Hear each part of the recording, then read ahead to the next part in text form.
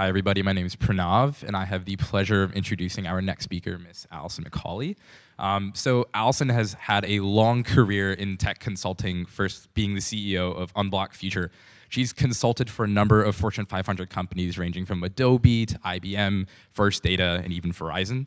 But beyond that, she really decided to turn her focus after her long consulting career towards blockchain. So with that, she had a new book called Unblocked, How Blockchains Will Change Your Business, specifically looking at why blockchain literacy is really important for executives now, why blockchain is so important for businesses in the future, how businesses might be facing competition from their very own customers. So she's really exploring why blockchain in the future could be our next big industry and how it can really influence not only our daily lives, but also as our economy as a whole. She also has a master's degree in sociology and organizational behavior from Stanford. This is Bear territory, but Stanford is still accepted. So without further ado, please give a warm welcome to Ms. Alison McCauley. Thank you. Let's jump right in. These are some headlines from recent publications, top-tier publications, and they share a little bit about what you might have heard in the blockchain space, right? Mother of all scams, most hype tech ever, or one of my new favorites, anarchy, Bitcoin, and murder, right? So who here has heard something scammy or strange in the space? Anyone? A strange story? Okay, pretty much every hand is going up. So there's some risk in that, right? That risk is that it hides what's really happening.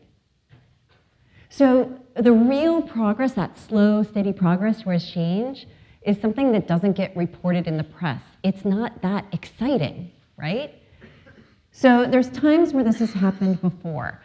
For example, this is 1995, a headline from Newsweek.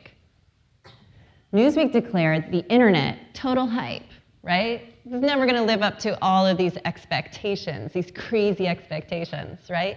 The article said, the truth is that no online database will ever replace your daily newspaper.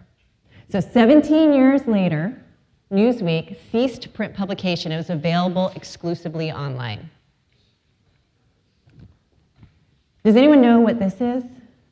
Anyone seen this?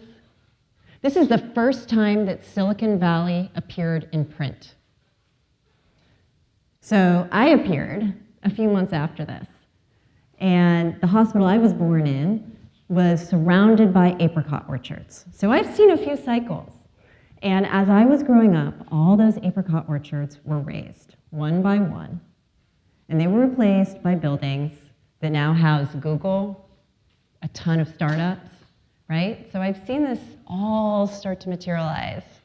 And I, like any teenager, I decided I was going to be rebellious, and so I grew up in a family of engineers, and I was super nerdy, so my form of teenage rebellion was that I was going to become a social scientist. So I studied psychology, sociology, organizational behavior, organizational development. But when I got out of graduate school, all of a sudden, it was when that Newsweek article came out.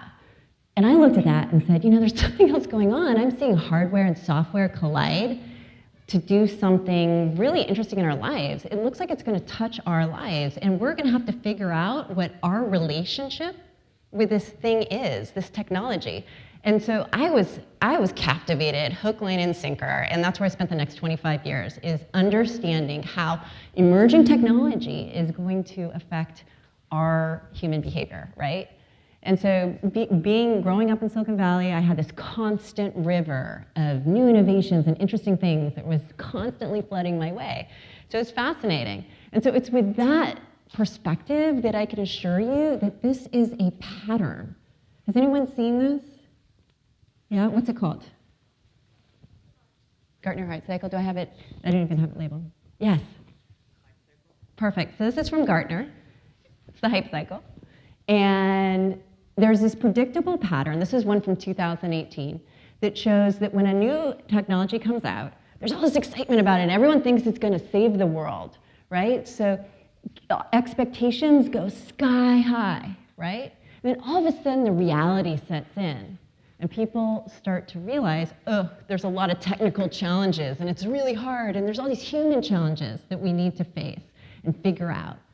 And so expectations plummet in what Gartner calls the trough of disillusionment. So I've seen this happen a bunch, and it's a predictable pattern. So it's from that perspective that I want to examine this question with you tonight. Is there a possible alternate digital future on our horizon? Let's take a look at this. But first, I want to get a feel for our knowledge of blockchain in the room and a little bit about you. So I want to get a feel for who's down the rabbit hole with blockchain, who has so-so knowledge, and who knows very little.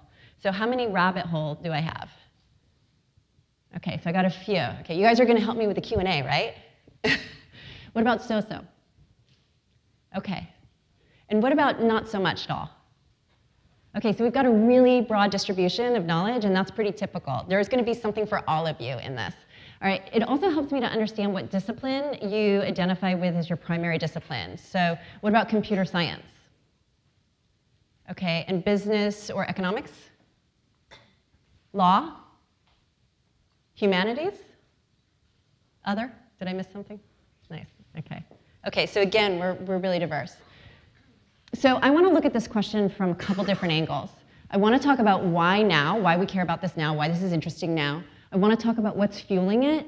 I want to make sure we talk about what the heck this thing is. And also, let's examine the opportunity a little bit. Anyone know who this is? Who is this? Tim Berners-Lee. And what did he do? Invent the internet. Yes.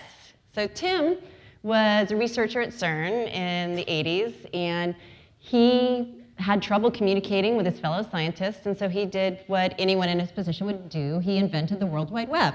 And he invented it to be this open, free platform, permissionless, where people could explore and communicate their creativity, and it would just be broad and open. And that, indeed, it was, right? And then something else started to happen.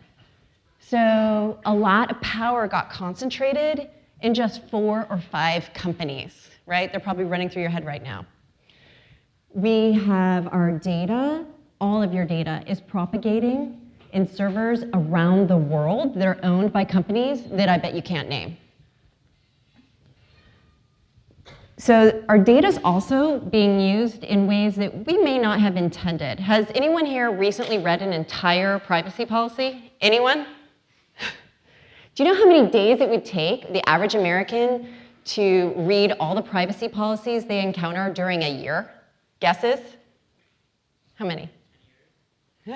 76 days for the privacy policies that you encounter in 1 year. So it just takes a couple of years before it's, multiple years. It's too much, right? And then, don't even get me started on fake news. So I ask you, do you think that's sustainable for the next 30 years? Can we go on this trajectory? Is this okay? I'm seeing a lot of shaking heads, no. So there's also this backdrop where large institutions and organizations have failed customers and failed citizens. And there's a lot of pressure and tension and division and fear and even violence that's materialized as a result, right? Inequality has become more pronounced in our society. So could blockchain help with this? There are many people who think so. So let's just look at this sequence, this very simplified sequence for a moment. A new technology comes out, and someone tries it, and they find benefit in it, so they use it, and they tell some others, and some more people use it, and all of a sudden, there are more people that are using this. Over time, when a technology becomes more broadly adopted or integrated, it starts to change your expectations of what should be. You start to demand a new way of being. Let's look at a case study. So on the left side was how I communicated when I was in college, through a telephone that was tethered to the wall. So if I wanted to talk to my parents, or my parents wanted to talk to me, I had to be basically hooked into this wall. And that cord would get wound up, and It would be a pain to unwind, you get tangled in it, and you had to be there at the right time. I think it was senior year before we splurged on an answering machine, my roommates and I. So we didn't talk to our parents for weeks and even months, and everyone was cool with that. Our parents were cool with that, I was cool with that, my roommates were cool with it, no one cared. Like, that was the expectation.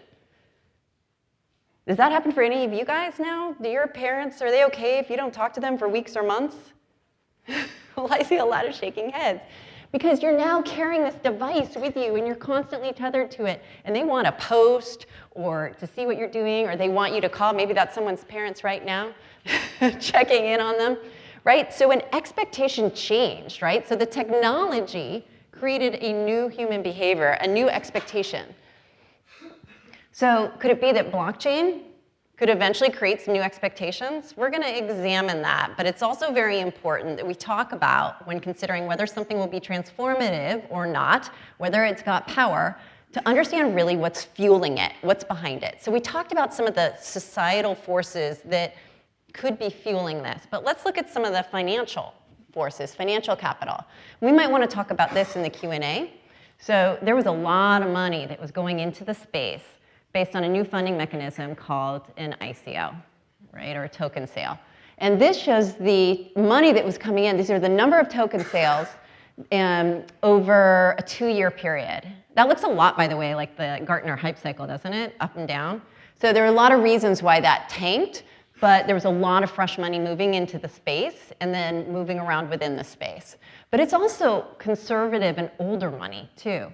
So this was a real interesting signal when, after the cryptocurrency market tanked, endowments, college endowments started to invest. So Yale invested in a crypto fund in October of 2008, and a lot of the other colleges followed. So this is fascinating that there's a lot of financial capital from both new and old money that was moving in. But from a social science background, I really care about the human capital. Who are the people behind it? Well, like many waves of disruption, there are a lot of young, amazing minds that are moving into the space. There's something different, though, about the energy behind it. The things they say are, let's build something that disrupts the very fabric of society. Let's build a new financial system. Let's break some shit. Or this is more than money. It's about values. There's some very different energy that's going on. This is not what was happening during the dot-com boom. It didn't sound like this. But there's something more. There's a lot of people who've been around for decades and have a lot that are they've invested into other areas that are now making dramatic turns to focus in on here. So they're Web 2.0 standouts, founders of Twitter, of LinkedIn. They're established CEOs.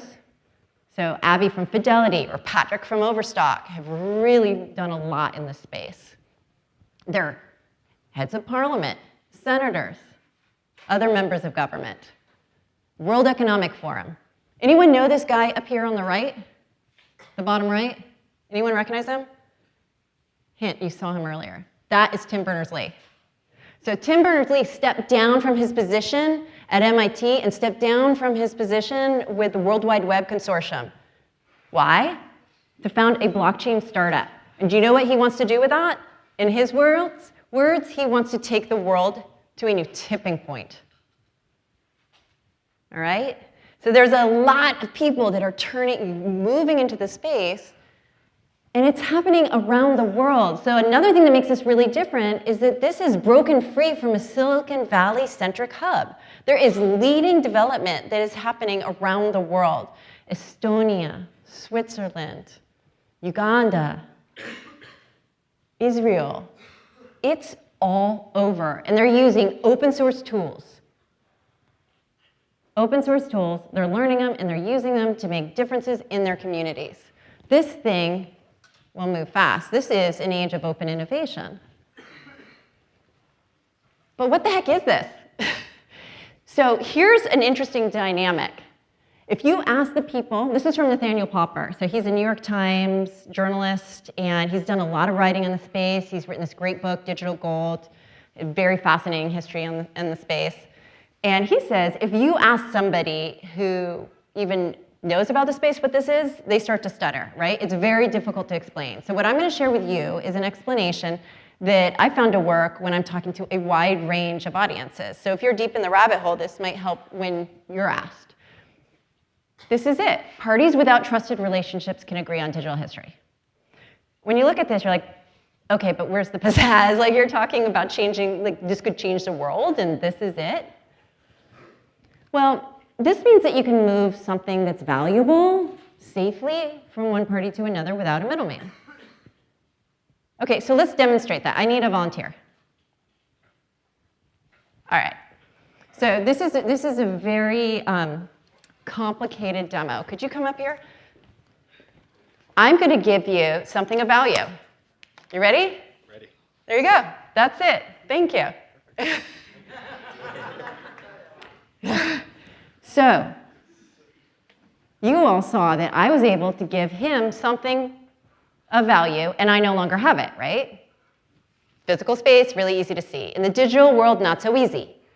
Why? Because I could copy it, all right? I could copy that, and I could give it to you, and I could give it to you, and I could give it to you, and I could give it to you. And I've basically spent that multiple times. Double spend problem. Blockchain solves for that, right?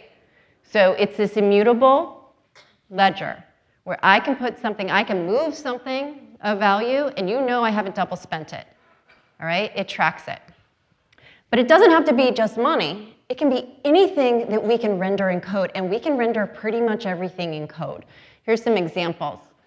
So it could be health data, it could be an identity, it could be this building. We could render this code in building and move, building in code, and move little fractions of it, right? It could be a location. So we could take in data that's coming off of IoT sensors, which, by the way, can track all sorts of things. It can track temperature, tilt, acceleration. It can track all sorts of things. It could be a certification, a marriage, a birth, education, a degree, a course. It could be so many different things. It could be where something came from, a source. But there's another twist to this. It's that we can also bolt onto this, because it's in code. We can just bolt on terms and conditions and rules. Okay, I need another volunteer. All right, come on up. You ready for another very exciting demo? Okay, I need you back up here too, with that $2 bill. Okay, so we're gonna make a contract here, all right? So I have 3 $2 bills. I think $2 bills are really fun. So here's the contract. I want you to give him the $2 bill if I give you this. Are you ready? Okay, we're gonna do it? Are we on? Okay, we did it. Ta-da! Thank you. You're good. So again, if I didn't do that, you guys would not listen to the rest of this talk. You'd be like that. I would have no credibility, right? But in a digital world, to bolt on those terms and conditions and rules, it's not so easy, right? And here's the other thing. This is why we have middlemen, right? That are different parties that are coming in to make sure this happens, right? So that could be a centralized institution like a bank, or it could be a broker or an agent. It could be a lawyer that is writing up the agreement. If I give this to you, you give this to him, right? We might need a lawyer for that. And then we might need to put the money in escrow, which is another third party, to make sure it all went down. And we would not do that for a couple dollars, right? So what happens when you can bring down the cost of all those middlemen to a couple of lines of code? When you can bring down a cost so dramatically, that breaks business models. This is business model breaking. So for the internet, when you brought down the cost of communication, that broke business models.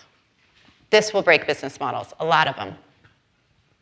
So with that in mind, let's take a look at the opportunity. What's the opportunity? We don't know. It's so early, okay? I was talking to Ken Seif, who is he was the CEO and founder of Bluefly.com, which when the internet was a new thing, it was like the retailer, and you got all your clothes from there. It was a really cool place. And so he's seen some cycles. and he's very involved in this space now. And he said, it's just like the internet where we didn't know in those early days what would be built. We couldn't imagine it. We didn't have the mindset to do it. But it is clear that this is big, and it is going to disrupt all our lives. And it could be that it's not just blockchain. It could be blockchain plus IoT, blockchain plus AR, blockchain plus something else. I don't know. So this is a multifunction multi-tool, just like the internet was. So the killer application for the internet was email. All of a sudden, when email comes out, everybody knows, oh, I get it. This is about communication. We don't have one yet for blockchain. Hasn't happened. There's so much development happening that I think that it'll probably end up being multiple applications that come out at some point, and we all get it, right? But what this tool looks like depends on your perspective, right? It absolutely depends on your perspective. So if you're looking to disrupt, if you're looking to start a company and your mindset is, I want to disrupt those centers of power, you might look at it like this. This will help me own my data, take back my identity, regain privacy, increase transparency. That might be your perspective. What if you're one of those centers of power? Well, this can be used, create this automated, secure backbone, at least we think so, this secure automated backbone for all the paper and inefficiency that's still plaguing corporate ecosystems. And not only that, but it can help you collaborate in new ways with your ecosystem. So they're very interested too. From their mindset, they're saying, hey, I can align my ecosystem, I can reduce fraud, I can increase visibility across my international ecosystem. This is interesting for these reasons. So really, there's innovators that are coming at it from both sides, and there's a lot of opportunity from both sides, and a lot of movement in it. But there's two key themes that I keep seeing repeated. So let's talk a little bit about those. One is removing friction. So we talked about value going through the system. So its value gets moved with less friction, less leakage out to other parties that are just sitting in the middle, extracting tolls or rents, right? So it's moving with less friction. You can also make it smaller and smaller. The pieces can be smaller and smaller so they can move more efficiently. The other thing is around making magic together.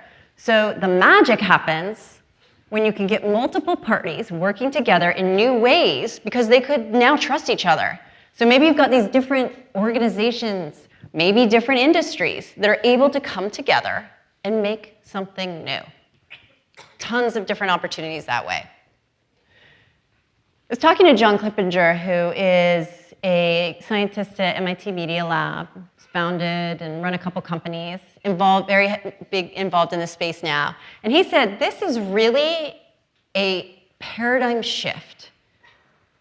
The difference is that the new models are going to be not about value extraction. What you have, I take from you. It's about value generation. What can we make together? What can we do together? There's a business model behind that. There's a business model. So let's visit a future blockchain city. Looks a little bit like today's, except maybe a few more drones flying around. And there's probably a dozen different examples that are hidden in this that explore different ways that blockchain entrepreneurs and pioneers are looking at using this technology. But let's just look at a couple. So let's say that this person is just about to start their shift, and they want to send money internationally, right? So in a blockchain or a non-blockchain world, to do an international remittance, there's all sorts of toll takers in the middle, right? You have to go through essentially 4 or 5 different banks. There's this antiquated system called SWIFT that runs it all. And if you're sending money, for example, to sub-Saharan Africa, the fees are 9%. So you have to work 9 days out of every 100 just to pay the fees. The direct cost of the compute to do that is like sending an email, right? Those are the areas, those are ripe for disruption. When you have that kind of friction in the system, that is absolutely ripe for disruption.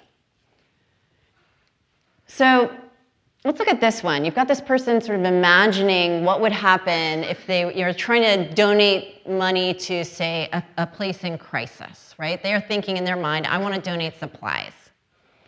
So a couple years ago, in lieu of a holiday gift, I gave my kids a donation in their name. Yeah, I'm that parent. And I thought it was a really cool thing to do. And then the marketing materials started arriving at the house. And over the next couple of years, I mean, there was probably a stack of marketing materials that were sent to me.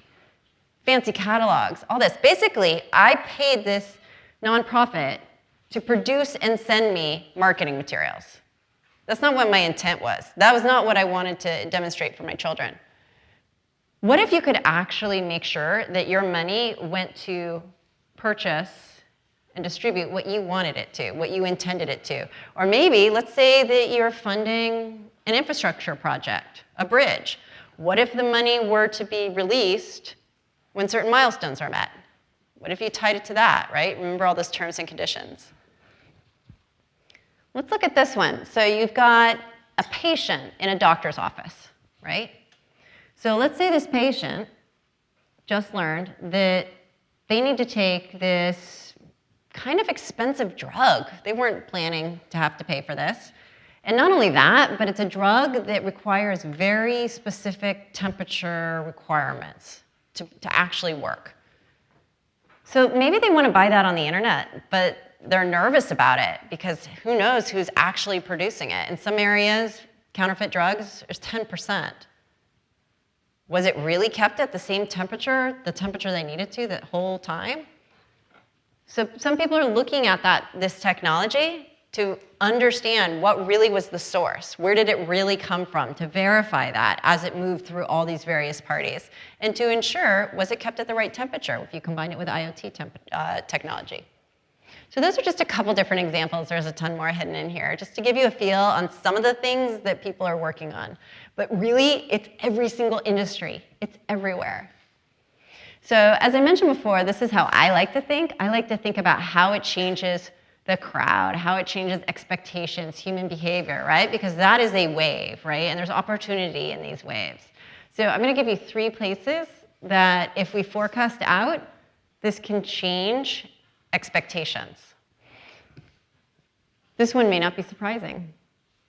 So I expect more value.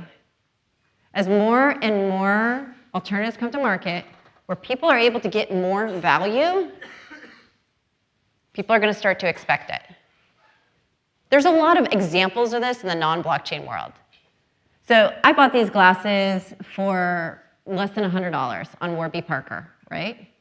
And it came with an ability to do a home try-on, return it if I didn't like it. I now have that expectation.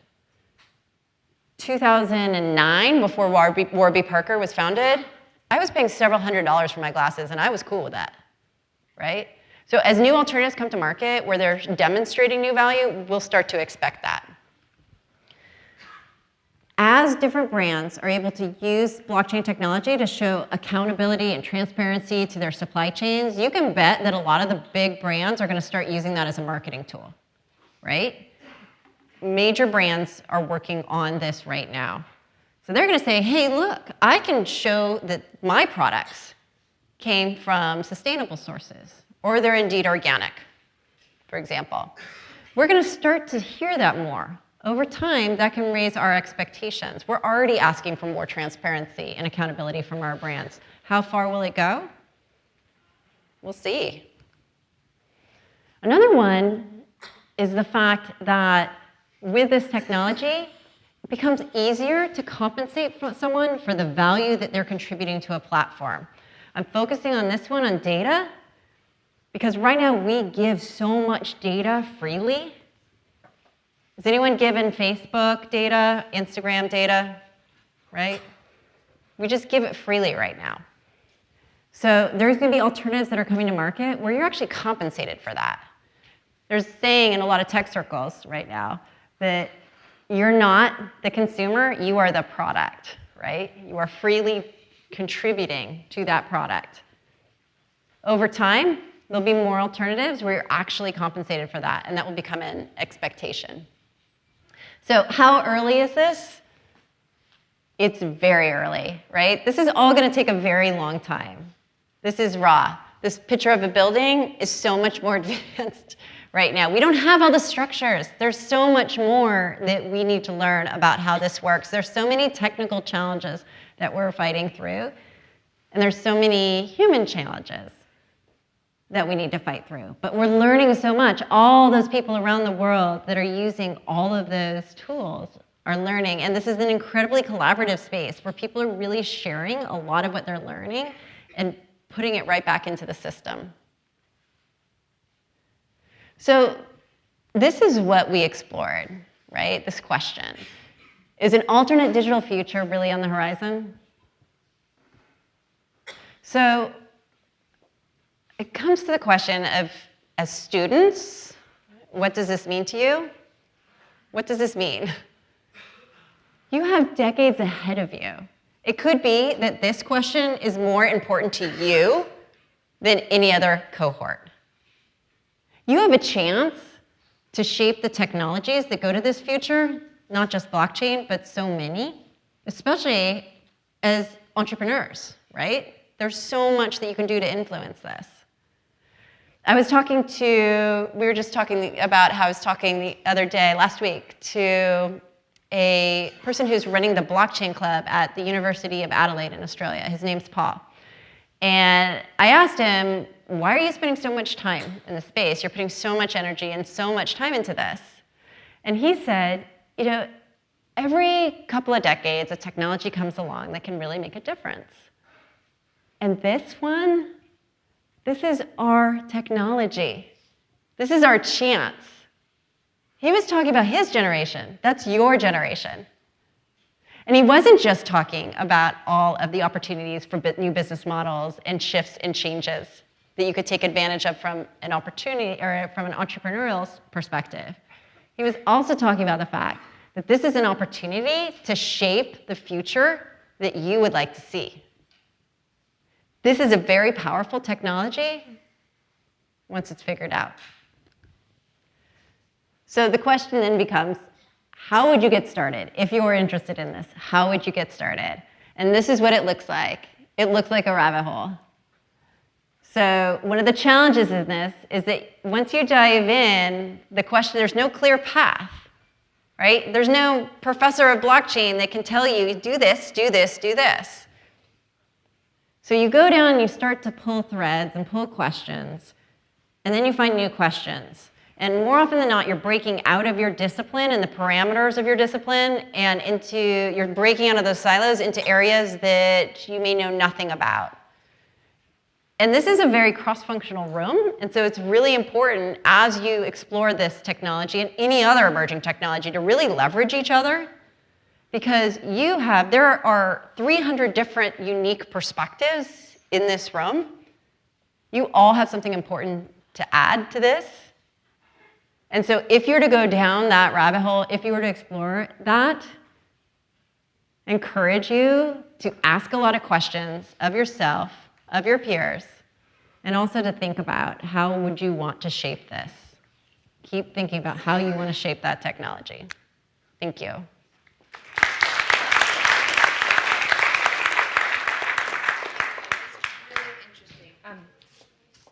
Asked me where I stand in terms of my knowledge.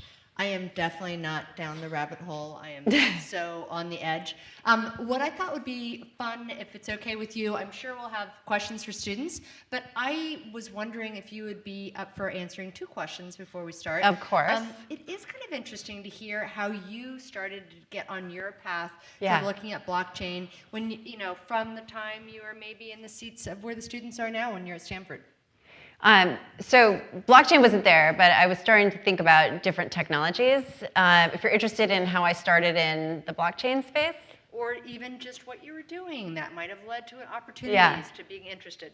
So I had a client actually come to me and say, hey, I'm interested in pivoting to this space. And I was super skeptical because I saw those headlines. And so I remember observing my body language when I sat down with his lead engineer. And I remember crossing my arms and kind of leaning back. And I was probably scowling a little bit.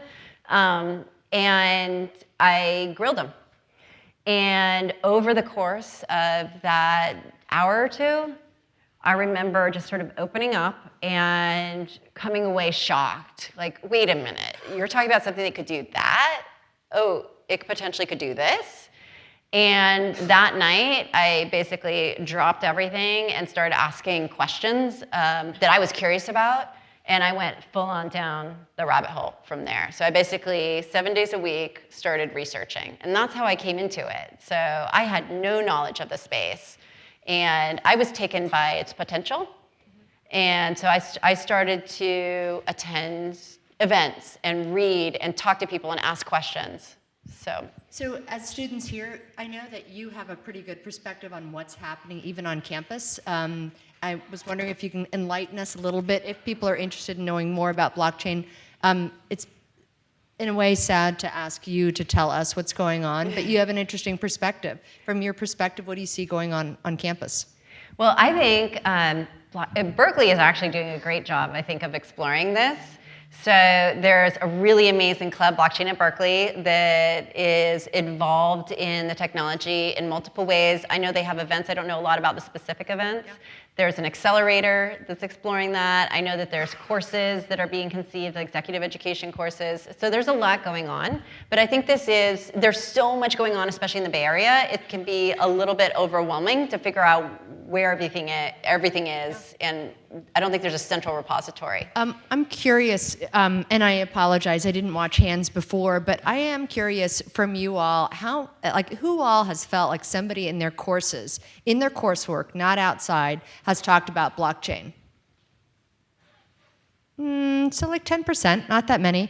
What about outside of your coursework? How often have you heard blockchain talked about? Is it a little bit more, so it's interesting. Anyways, I was just kind of curious about that. So I am happy to give it up to you all for questions.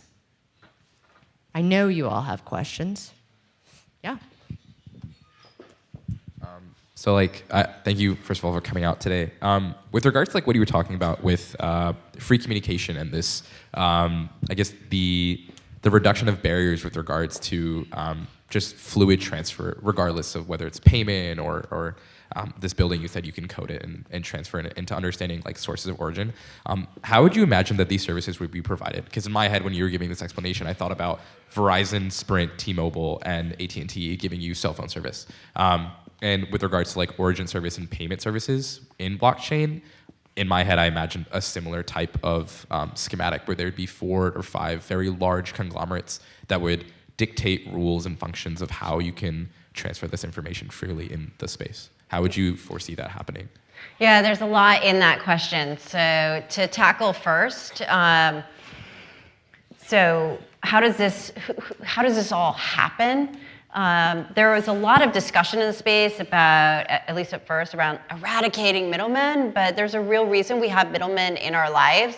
They move things, items, services, products from low value settings to high value settings. And they invest in things like user experience and others. And so there was a shift. So Vitalik Buterin is a luminary in the space. He's done some amazing things. And he talks about how let's change the conversation from eradicating the middleman to just putting pressure on the middleman. And so that's what's happening.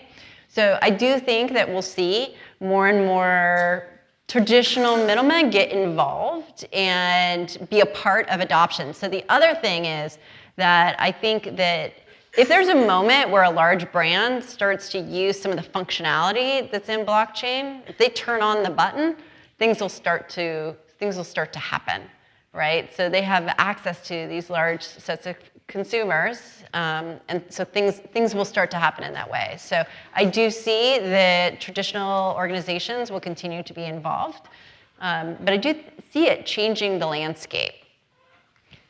And another thing is that we can, so you mentioned payment, there's payments, there's, it could be data plans or whatever. What we can do is you can actually use this functionality to sell excess capacity of something you have. So for example, the average user is only using 70% or so of their data plan, but you're paying for all of it every month.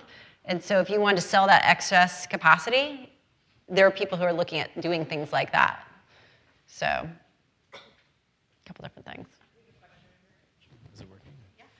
Hey, thank you for coming out today. I had a quick question in regards to the actual existing companies and startups and different cryptocurrencies, but there's some like Ripple, which people think is going to be prominent in the field of finance, banking. Ethereum as an actual platform, and then Tron or others as a, I guess, site for, for exchanges. But I was wondering which ones you think are most prominent, are most promising for the future, or maybe are going to be the most relevant in the near future.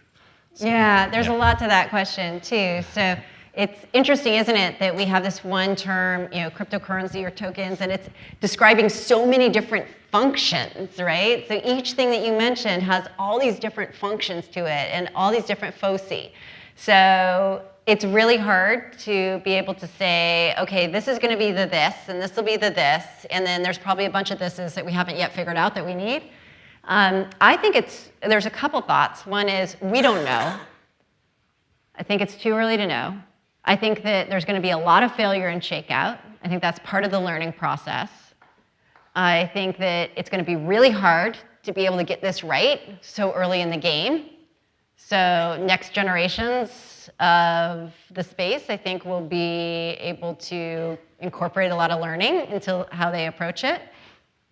And I also think that there will be, over time, consolidation, right? So this new paradigm is based on the power of the ecosystem. Volume matters, right? So I can see us moving from mere platforms to super platforms, right? With larger and larger economies fueling them, right? So you want, the more people that are behind an economy or behind one of these players, the better it works. Can I follow up? Yeah. So I guess in regards to Ripple, they already have a bunch of investments from prominent banks around the globe. So would you say that's, I guess, the best example of a coin that's slowly solidifying itself? Or I think it's early. It's just still too early? Yeah, I think the jury is still out. Okay. I wish I knew. All right. Can I ask? Yeah, you want to go ahead? No, you go ahead. You hear me? Oh, Yes. so I'm a big design guy, Yeah. particularly product design and like industrial design, hardware type stuff. Yeah. And I want to be super down the rabbit hole for blockchain, but it's one of those things where it's like I'm trying to think about, okay, how does hardware interact with the blockchain world? Yeah. And I heard you throwing around like IoT. Yes. So like I'm curious to see, where do you think, I know obviously anything can change in the world of technology, especially when it's this young, but where do you see the kind of like the confluence of blockchain and hardware? I love that question so much. So I'll highlight two things. So one is that we don't have, there are a lot of technical problems that are based on the fact that we still don't have quite the computing power we need to make this all work. So I think there's definitely a hardware route there, right? That's a little more traditional, perhaps, but I think you nailed it talking about IoT. So let me go down a little bit more on that. I think there's some fascinating things that are going to happen with a combination of IoT and blockchain.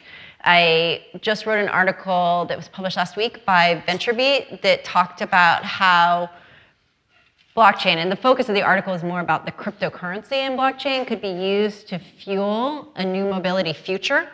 But you can imagine a world where our infrastructure is enabled by IoT devices, right? So you've got them on bridges and lights and such, and there's sensors everywhere, and then you've got connected cars and other vehicles and drones and what have you. And all of a sudden, not only can all these things interact and communicate, but they can transact. So if they can exchange value in between, what could happen? I mean, you could say, hey, this bridge traffic is insane. Let's start compensating people for taking another route, Or there's maybe it's through connected cars where hey, I am in a hurry. I need to get to an airport. Let me set a parameter so that any car that's willing or other kind of vehicle that's willing moves aside, and I'll pay them for that so that I can get there faster, right? I mean, those are just a couple examples, but we could start doing all sorts of interesting congestion pricing, like we sometimes do for electricity, where you have congestion pricing for electricity, and you could do that. So all of a sudden, everything around us becomes alive. And it not only can communicate, but it can transact value. That's kind of mind-blowing to me. That's a crazy space. I put my Twitter up there at Unblocked Future, so if you want to check out that article and some other stuff, I've posted it there. So, but that area, that space blows my mind. And another thing is that we need more people thinking about that in the space. So, Yeah. Can I give you like a sidewinder question? Yes. You mentioned drones a lot. And I mean, I like drones. Yeah. I build drones. Awesome. So it's just like, I like to think that drones are going to be big. They're already big, but like getting bigger, they're going to be ubiquitous in cities. Yeah. What do you think about that? Well, so on the way over here, I brought my daughter. She's right there.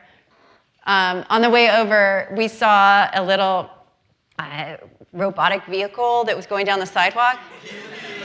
What are these things? I'd not seen one before. Okay, so we're watching this thing, and I was like, how many people see if there's beer in that thing? How often does it get attacked? And I just can imagine. Drew, you've seen the patents for Amazon's sort of Death Star thing, and there's in the patent document, I think there was a guy with an arrow shooting it down, or something. How do we figure that? So the human aspects of all that, we got to figure that out, right? But imagine this. Here's an interesting thing. Okay, so if you can use the blockchain to identify anything, right? You could put an identity around airspace, right? So here's this piece of airspace, and it's got an identity around it. And let's say it's my airspace. Well, maybe I can rent that airspace to people who have drones, and they could go through it, and I could get compensated that. And I can exchange value through the blockchain. Yeah, so it kind of gets a little bit crazy and mind-blowing, but there's will drones happen? I don't know. I mean, it's a long time. I want to be able to get my taco by a drone. They've been talking about that for years. Yeah, taco delivery. Hi, so I have a few questions. So my first question is, what kind of asset class would you classify cryptocurrency as? I have no idea. That is such the big conversation right now, right? So there's a lot of different tribes, if you will, that are fighting that one out. So a lot of people say this is a new asset class. I think it's hard to define because I think of it as a new raw material that could be used in so many different ways. So I think the jury's still out on that. And do you see cryptocurrency being used in the future as something for everyday transactions? Yeah, the payment piece has been really hard to figure out. The ones that, no one's been able to figure out how to do this well. I think it will be. So I do think that it will someday be used for that. I think it will be a while before we figure it out. When that happens, the environmental costs would be would way outweigh the cost of having middlemen and stuff. Because right now, just to maintain the networks with the miners and everything, it's completely unsustainable in terms of carbon output. Yeah, I'm glad you brought that up. So let me give a little background to that question. So the way that the blockchain works is one of the ways is through consensus mechanisms, where all these different computers are keeping copies of this ledger, and they have to agree or have consensus, at least more than half of them, in order to be able to deem a transaction valid, right? And so the Bitcoin was the first application of blockchain, and the Bitcoin blockchain uses a consensus mechanism called proof of work. And so that's the one we know the most about so far, because it's the most battle tested. And so that one sucks up a lot of energy. This scares the heck out of me, right? So there's a lot of different exploration of different consensus mechanisms, and so there's a ton being tried out, developed. There's a lot of different opinions about that. We have to find a different way. So that problem needs to be fixed because in the current trajectory, it's not sustainable. But I do believe there'll be innovations in this, but this is where the human factor really comes in, because to come up with a consensus mechanism that works, you need to make sure that you're thinking ahead about how people are going to game the system, and you outsmart that. So we don't know how all of these will act in the wild, and they need to be battle tested before we find something that's sustainable. So that's a really important question to bring up. There are a bunch of questions over here. Go ahead. Or actually, will you ask a question? Do that first. And then we'll come back to you. And then I'm feeling that we're a little bit weighted on the male questions. Ladies, think of something or I'll think of some questions. Hey, thank you for coming out and speaking today. I was just wondering, inside the tech community, there seems to be a lot of conversation like about the potentials of blockchain. But outside, for example, in like mainstream media, a lot of it's focused around cryptocurrency and the cryptocurrency hype. And so why do you think that the mainstream media has really latched onto that side of blockchain versus the broader technological potential that it has? Everyone wants to make a lot of money. It's like, that's the sexy thing to talk about. And it's interesting, I thought a lot about, so there was all this hype at the end of 2017 and early 2018, where at one point, you mentioned Ripple, at one point Ripple was, had a market cap in like the top 10. It was insane, right? That was on January 8th, I think, and that was the height of the crypto market.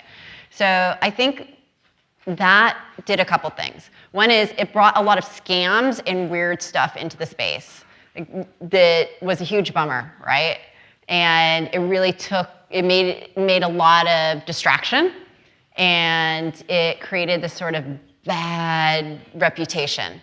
Meanwhile, there was a lot of good work that was still going on. When the market tanked, a lot of that went away. So it wasn't as interesting anymore to pay attention. You couldn't make the money as easily, right?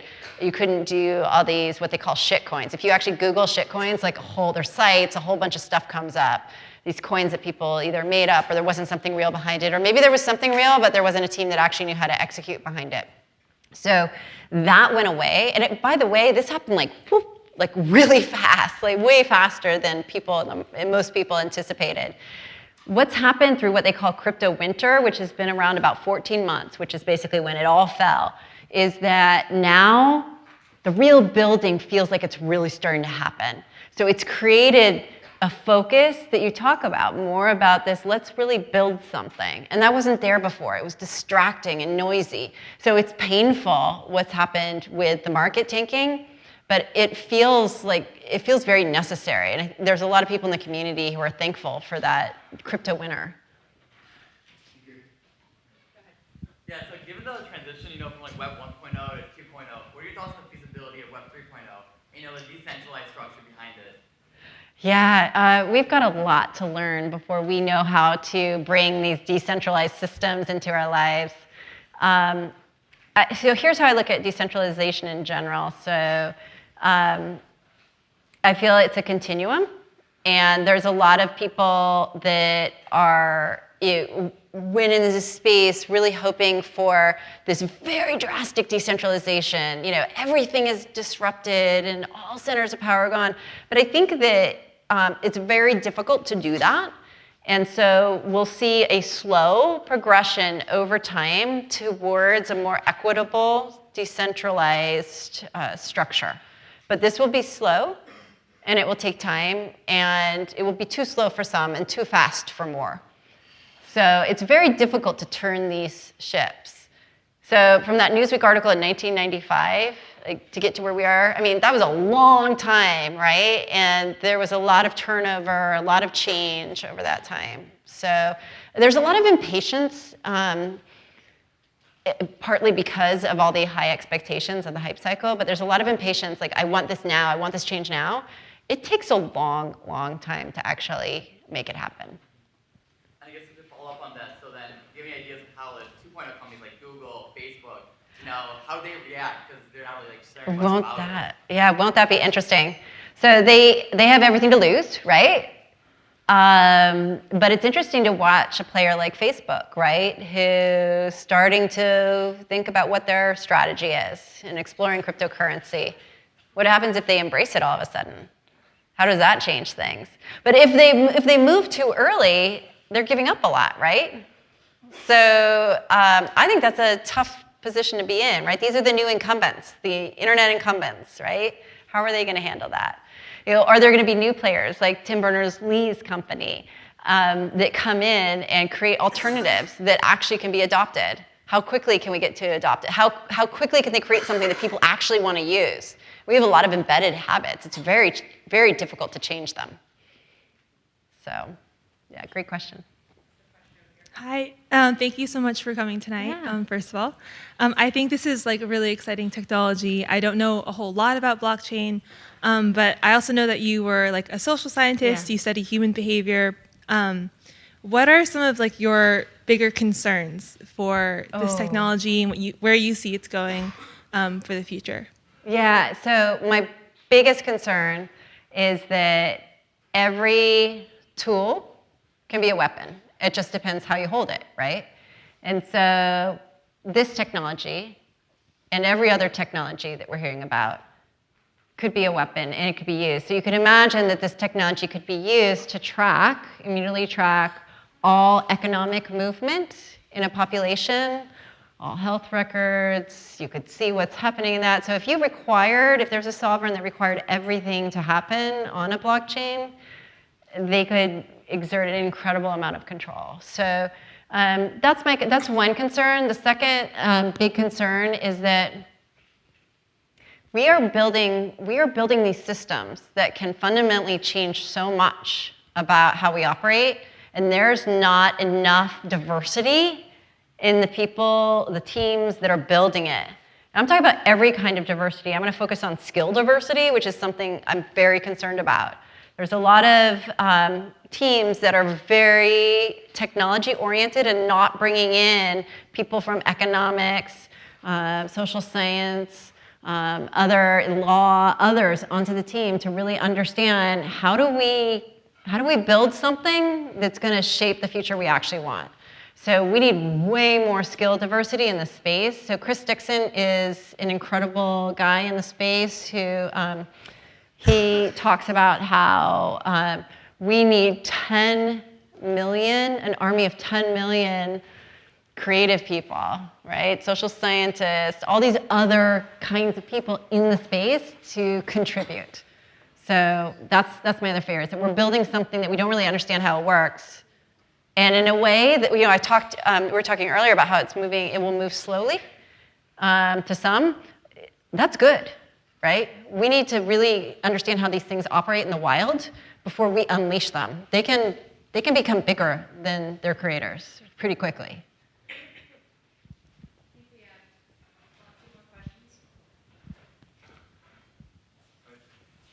So, sorry. Regulations are a big issue, right, for Yes. blockchain. How is it evolving here in the States and worldwide? Yeah, it's such a good question. So there's a lot of different levels of receptivity around the world to this. And so you're seeing, there was a big crackdown in the United States, right? And then you saw other countries that were more receptive, right? So they're attracting a lot more research and development and entrepreneurs. And so I think that that's a really important question, to see where are the receptive regulatory environments, where they're creating that right balance of nurture and regulation.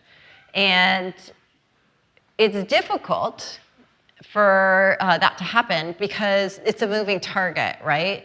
So it's interesting, the SEC recently, so they established an office to focus on ICOs, and they're doing meetings with blockchain entrepreneurs and trying to understand the space. So that's a good signal that they're spending time trying to understand that. But they're all the regulators are learning about this too. And we're all trying to predict what's going to happen. So I think it'll be interesting to watch is how do you strike that right balance where you're protecting your citizens, but you're also encouraging and nurturing innovation? And so you'll see, some regions are really focused on pushing the envelope of that. And so I think we'll see how that shakes out. Hi, thanks for coming tonight. My question is, due to the advancements in quantum computing, it poses a threat to the very fundamentals of blockchain technology. So I was just curious about what are your thoughts on it, and how would we overcome it if it actually happens? Yes, and yes. So my son is very interested in hardware, electronics. And when I told him for the first time about blockchain technology and all of it, and I gave him the, yes, this is what it could do, and here's how it works, and blah, blah, blah, he looked at me and he said, Mom, what about the quantum computers? And it's exactly it. So we don't know, and there's a lot of areas where this is the case, but we don't know how they'll break it. And that's something that there needs to be a lot more exploration in. I heard there were some recent papers, which I have not yet read, but I'd like to learn a lot more about that area, and it's one that I do have concerns about.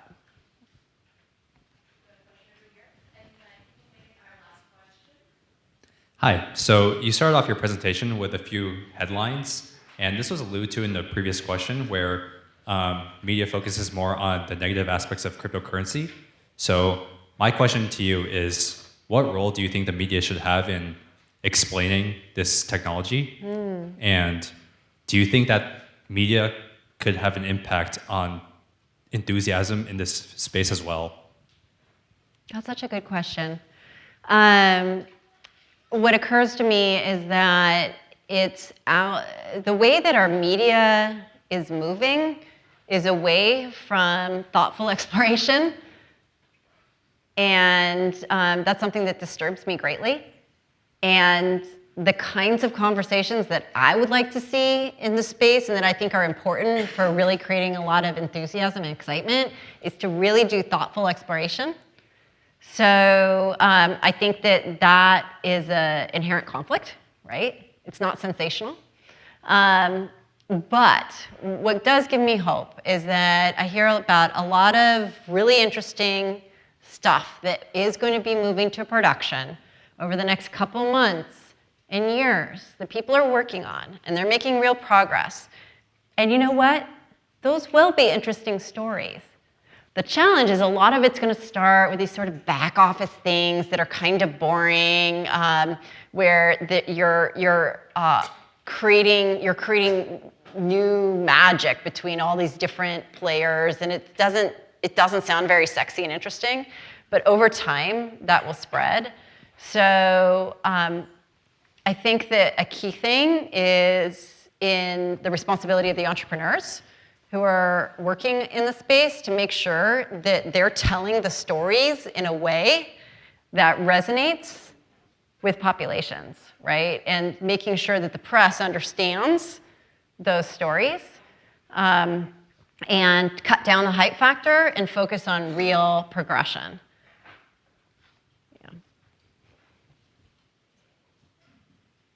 Alison, I'm struck by the fact that you have so much to say about blockchain, and it's so fascinating to think about all the possibilities. And I wanted you to come in here to kind of open everybody's eyes to that it's not just cryptocurrency, it's a lot more than that.